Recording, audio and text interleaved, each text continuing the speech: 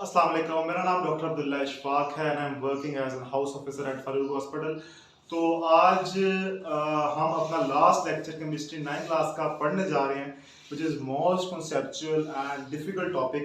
बच्चों को numerical chapter 1 के समय नहीं आते। इंशाल्लाह अगर आप ये वीडियो सुनेंगे समझेंगे तो आप अच्छे तरीके से न्यूमेरिकल्स अटेम्प्ट कर सकते हैं और अपने मार्क्स सिक्योर कर सकते हैं। सो हम स्टार्ट करते हैं chemical calculations of chapter number 1।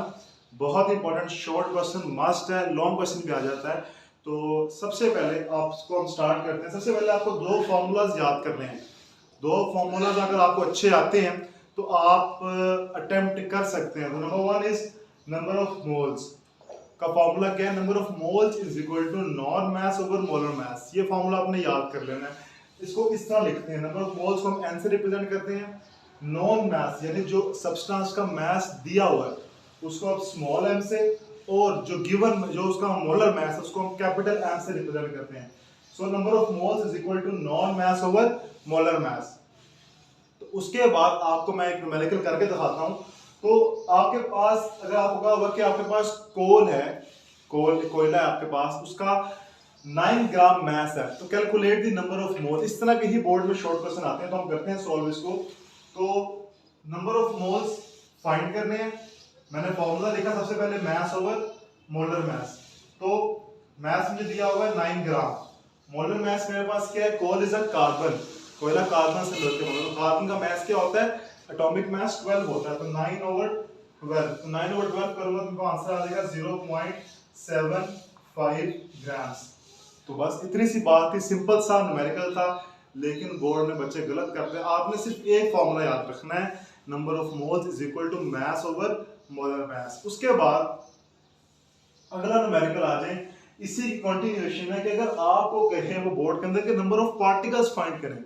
अब नंबर ऑफ पार्टिकल के अंदर नंबर ऑफ एटम भी आ जाते हैं, नंबर ऑफ फार्मूला यूनिट्स भी आ जाते हैं और नंबर ऑफ मॉलिक्यूल्स भी आ जाते हैं। तो हम सॉल्व करते हैं न्यूमेरिकल को। तो ये आपके पास एक न्यूमेरिकल है। सबसे पहले आपको दिया हुआ है 6 gram of water, calculate number of moles, number of molecule and number of atoms.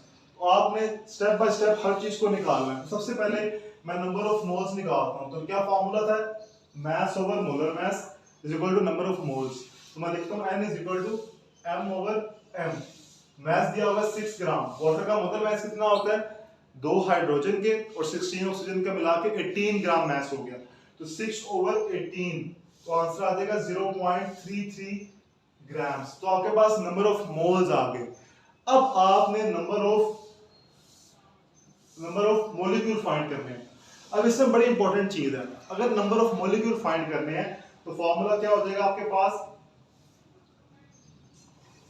Number of molecule is equal to number of mole multiply by Avogadro number. अब इसमें आपने एक चीज का ख्याल रखना, जब आप नंबर ऑफ मॉलिक्यूल निकाल रहे होंगे तो आपने देखना है कि आपको क्या चीज दी गई है। आपको जो सब्सटेंस दिया गया है वो है वाटर।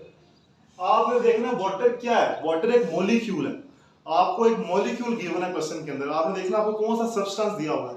अगर आपको एक मॉलिक्यूल दिया हुआ है तो इसका क्या मतलब है कि मॉलिक्यूल जो है वो वाटर एक ही मॉलिक्यूल है। तो आप इसके अंदर पुट करेंगे, नंबर ऑफ मोल आपके पास 0.33 आए, multiply by Avogadro number 6.02 into 10 raised to power 23। तो क्या आंसर आ जाएगा आपके पास? आपके पास का आंसर आ जाएगा 1.98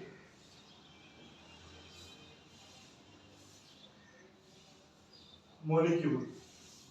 तो 1.98 into 10 to power 23 मॉलिक्यूल आपके पास, इसका क्या आ जाएगा? आंसर आ जाएगा। अब अगर इसके बाद वो आपसे पूछ लेता है नंबर ऑफ एटम्स, तो नंबर ऑफ एटम निकालने का क्या तरीका है? थोड़ा डिफरेंट है। Number of atoms is equal to, formula वही देगा n मल्टीप्लाई बाय Na, लेकिन जब आपसे उसने एटम पूछे हुए हैं तो आपको पता होना चाहिए कि वाटर के अंदर कितने एटम है।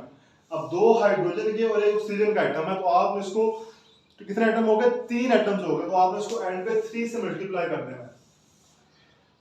तो जब आपसे वो मॉलिक्यूल का पूछेगा तो एज अ होल ये एक मॉलिक्यूल है, तो आप 1 से मल्टीप्लाई करेंगे तो आंसर सेम रहेगा, इस वजह से मैंने ऊपर मल्टीप्लाई नहीं किया। अगर एटम्स का पूछेगा तो उसके अंदर 3 एटम है, तो आपने उसको 3 से मल्टीप्लाई कर दिया। तो जब मल्टीप्लाई करेंगे नंबर ऑफ मोल्स आपने निकाले हुए हैं, तो 0.33 multiply by 6.02 into 10⁻23 multiply by 3, तो आंसर आपके पास आ जाएगा 5.94 into 10⁻23 atoms. So this is how you can calculate number of moles, number of molecule and number of atoms. तो अगले न्यूमेरिकल की तरफ चलते हैं। आपको समझ आ गया होगा कैसे आपने कैलकुलेशंस करनी है। अगला न्यूमेरिकल करते हैं, तो आपको क्या दिया हुआ है उसने 3.01 इंटू 10⁻23 मोलिक्यूल्स। अब उसने रिवर्स डायरेक्शन में न्यूमेरिकल दे दिया कि उसने मोलिक्यूल्स पहले बता दिए, आपने नंबर ऑफ मोल्स और मास निकालना है। आपको सिर्फ फॉर्मूला याद होंगे तो आप आसानी से कर लेंगे। कैसे? तो चलते हैं, फॉर्मूला वही आपके पास, number of molecules is equal to n multiply by Avogadro number. अब मोल्स आपने फाइंड करना है, नंबर ऑफ मॉलिक्यूल कितने दिए हैं उसने आपको 3.01 इंटू 10⁻23।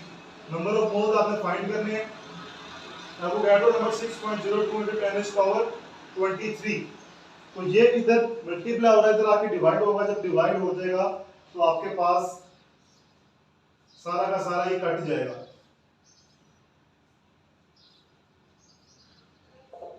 एवोगैड्रो नंबर ये सब के सब कटिंग हो जाएगी, तो आपके पास नंबर ऑफ मोल कितने आ जाएंगे 0.5। तो आपके पास 0.5 मोल्स आ गए। अब आपने क्या निकालना है, आपने एक चीज निकाली नंबर ऑफ मोल्स, अब आपने क्या निकालना है, मास निकालना है। तो फॉर्मूला वही है, n इज इक्वल टू, आपने पहले फॉर्मूला लिख लिया, n is equal to m over molar mass. Number of moles आपने निकाल लिए 0.5, मास आपने फाइंड करना है। मोलर मास CO2 का क्या होगा 44, कार्बन का 12, ऑक्सीजन 2 है, एक ऑक्सीजन का 16, दूसरे ऑक्सीजन का 16, 32 प्लस 12 44 ग्राम्स, तो 44 आ गया। अब 0.5 से 4 मल्टीप्लाई होगा इधर आगे, तो मास कितना आ जाएगा आपके पास 22 grams. So this is how you can calculate number of moles and mass when number of molecules are given. तो जब आपको नंबर ऑफ मॉलिक्यूल्स दिए हुए हैं, इस तरह आप मास और नंबर ऑफ मोल्स को निकाल सकते हैं। आपने सिर्फ दो फॉर्मूला ज़हन में रख लेने हैं, कौन कौन से, n is equal to m over m and number of particle is equal to number of moles multiply by Avogadro's number. लेकिन इस चीज में एक चीज का ख्याल रखना है आपने कि जब आपने इस फॉर्मूले को यूज करना है तो आपने देखना है कि आपको क्या चीज निकालनी है। अगर आपको मॉलिक्यूल दिया हुआ नंबर ऑफ एटम्स निकालना है तो आपने देखना है उसके अंदर कितने एटम्स हैं, जिस तरह हमने यहाँ पे उसको 3 से मल्टीप्लाई किया। अगर मॉलिक्यूल दिया हुआ तो आपने देखना है उसके अंदर कितने मॉलिक्यूल हैं, जिस तरह वाटर के अंदर एक ही मॉलिक्यूल होता है, एक ही ऐसा होल मॉलिक्यूल दिया हुआ था तो आपने 1 से मल्टीप्लाई किया।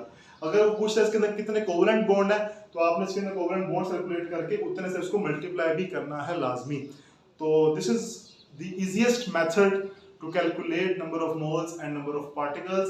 इस तरह हमारा चैप्टर नंबर 1 कंप्लीट होता है केमिस्ट्री 9th क्लास का। नेक्स्ट वीडियो के अंदर, नेक्स्ट लेक्चर के अंदर चैप्टर नंबर 2 स्टार्ट करेंगे, जो बहुत कॉन्सेप्चुअल है, समझने वाला है। अगर आपको वीडियो अच्छी लगी है, समझ आई है, तो इसको लाइक करें, शेयर करें, हमारे चैनल को सब्सक्राइब करें। तब तक के लिए अल्लाह हाफिज़।